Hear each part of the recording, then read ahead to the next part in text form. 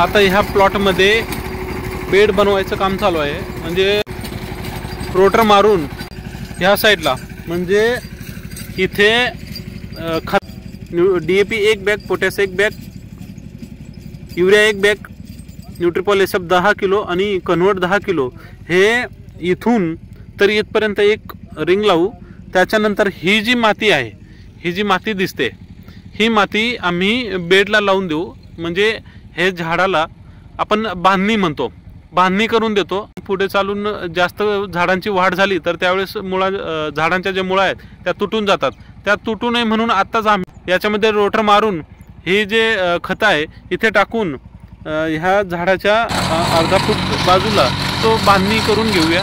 त्याच्यानंतर बांधणी करून घेतल्यानंतर याच्यावरती ड्रिप दोन्ही साईडनं ड्रिप येऊन जातील, कारण डबल ड्रिप आम्ही लावत असतो। ट्रॅक्टरच्या साहाय्याने आम्ही बनवून घेऊ। आता तोपर्यंत जो आतला कचरा आहे हा कचरा रोटरच्या साहाय्याने कमी करत आहोत। म्हणजे रोटर मारल्यानंतर जो कचरा आहे जमिनीमध्ये दबून जातो आणि